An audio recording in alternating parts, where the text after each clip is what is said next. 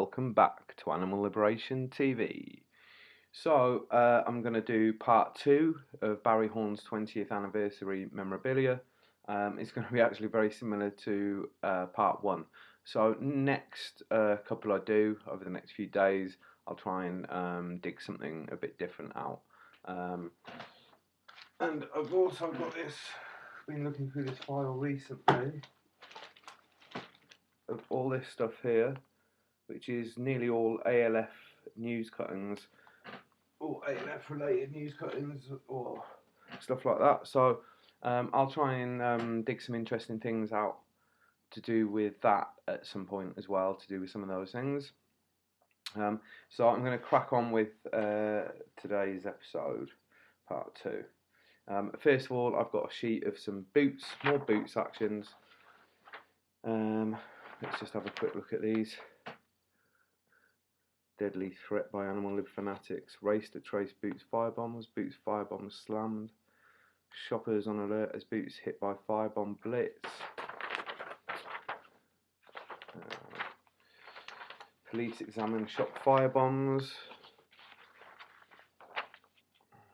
Boots alert over hairkit bombs. Bomb blamed for shop chaos. Firebomb attacks on boot stores. Boot stores searched after firebomb blast. So, and most of those relating to Cornwall and Northampton. There was somewhere else as well I spotted. A nationwide campaign.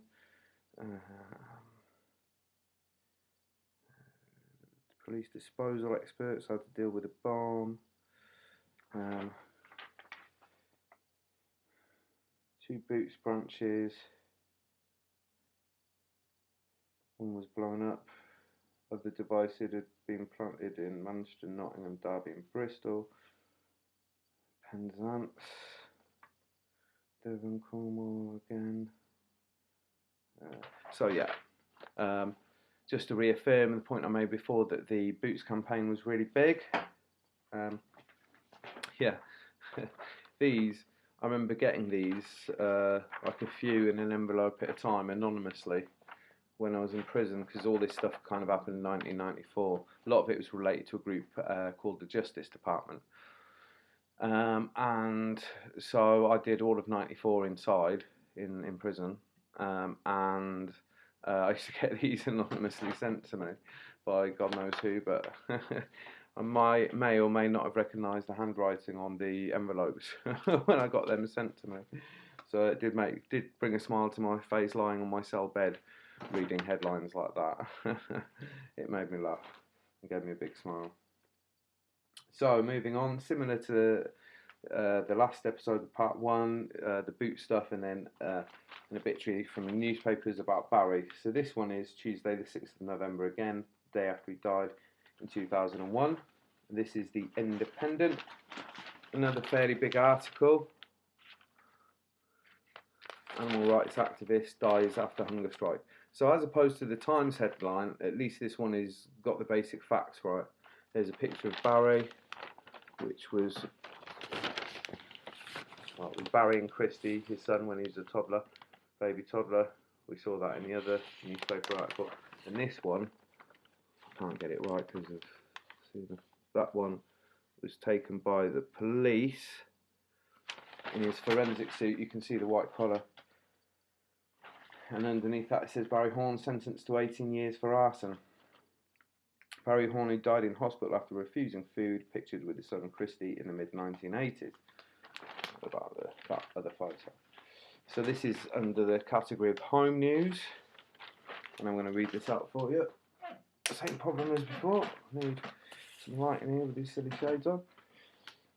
Home Affairs correspondent.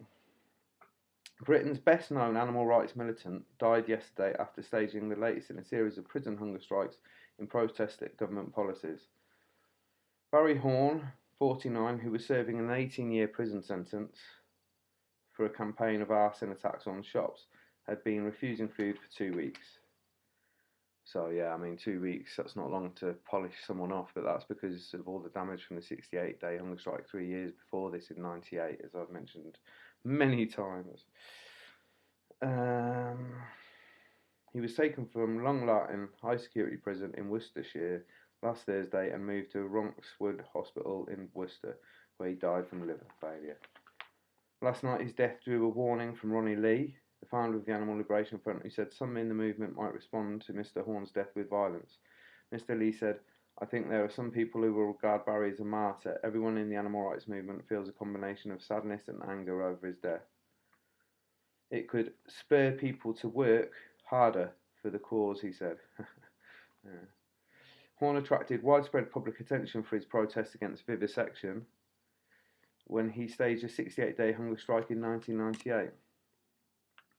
The protest led to a group called the Animal Rights Militia issuing death threats to 10 animal breeders and scientists. They always pick up on that and not any of the really important stuff, but I mean, that's what happens if some people sent out a press release saying these 10 people are on our list and they will be,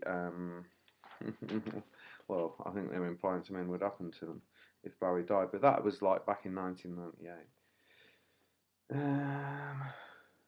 Horne's stand was praised by the animal rights activist Carla Lane and former Tory Minister Alan Clark. When he called off his fast, the protest was denounced by opponents as a charade because he had sustained himself with fruit juice and sugared water. Oh my God. I don't know how many times I've had to deal with this issue, because the Home Office, mainly George Howarth, the little twat, he said as soon as Barry had come off the 68-day hunger strike, the whole thing had been a hoax, basically. The government and Home Office put out that idea, and the newspapers ran with the headline sort of thing, it was all a hoax all the way through. He's just been having us on, Barry. The truth is that the government sent us, the campaign and Barry, some faxes to read, which was a load of bullshit, because they were so desperate to get him off the hunger strike. They sent this fax through at one point when he was in something like day 50 something of his hunger strike, and he was really weak. He couldn't focus mentally. His eyesight pretty much gone in one eye. My partner at the time, she had to read out his letters to him. So he couldn't focus on a fax from the government about a proposal, basically, a bribe to try and get him off the hunger strike, because they were so desperate, as I've mentioned many times before as well. And for a few days, I think it was 3 or 4 or 5 days, he had some, I think it was black tea with sugar in and some orange juice for about 3 to 5 days. He sipped that. He didn't eat any solids.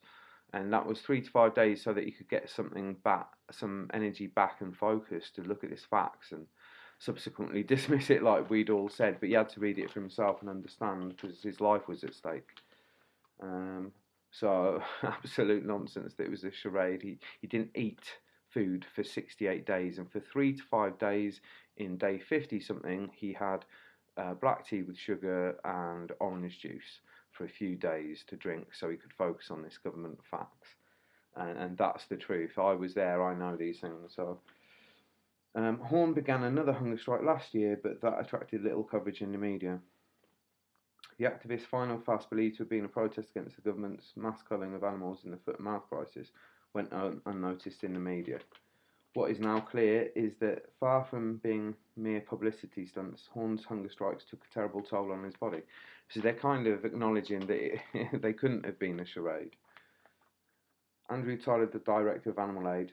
Andrew Tyler was actually a nice guy. He died a couple of years ago, I think, or a few years ago. But he was alright. I've seen him at Grassroots Animal Rights Coalition's meetings. Said he could not condone arson, but regarded Horne as a thoroughly dedicated anti-vivisectionist. Some sections of the press called him a fraud, but he did a lot of damage to his vital organs. He had signed an advance directive that prevented doctors from intervening to keep him alive, which I've talked about before. Horne is the first British prison hunger striker to die since 1996, when the murderer Gary Bland died in Grendon Underwood Prison, Buckinghamshire, weighing less than 5 stone, 32 kilos. I mean, that's just some nut job. The Horne case differs from that of Moore's murderer Ian Brady, who has also refused food in an attempt to die. Well, Barry wasn't trying to die, actually. He was trying to change how the anti-vivisection movement worked, and achieve some ground in the battle. attempt to die, but is being force-fed by nurses. The courts have ruled that Brady, who is high security hospital on Merseyside, is not a sufficiently fit mental state to refuse medical help. I mean, I even mentioned murderers. I mean, I don't know what that other guy done, but Ian Brady, even putting him in the same article as Barry Horne is kind of criminalising, tarnishing as well, like Barry's name, associating with these fucking nonsense, basically. Like Ian Brady's a child rapist and murderer. I mean, he's a complete nonce. You know, in convict terms, prison language, you know, nonce means not of normal criminal element, and nonces aren't liked by normal criminals like us lot and Barry.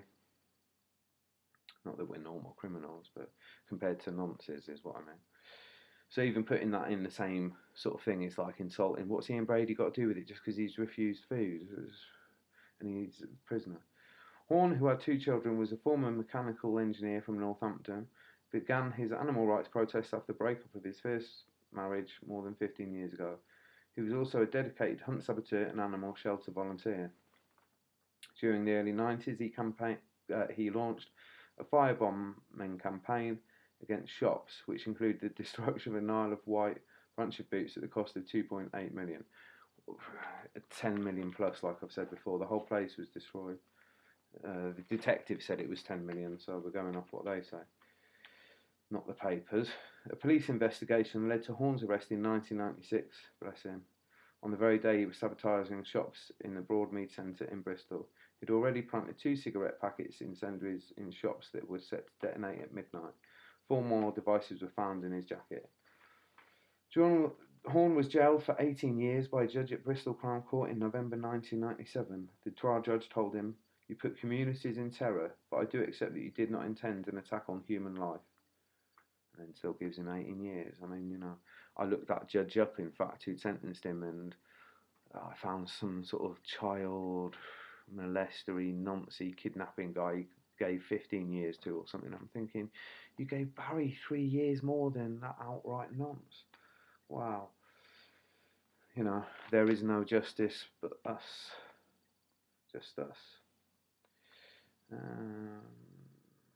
In 1999, Court of Appeal judges rejected his claim that the conviction was unsafe and the sentence too long. I actually went to that appeal. It was a farce. They maintained his Isle of Wight conviction on the similarity of devices between the remnants they found in the Isle of Wight and the ones he had on him in Bristol and he'd planted, and the fact he had bad teeth, and a witness had said the man had bad teeth. So I was thinking when I was sat there, like, I mean, he did it.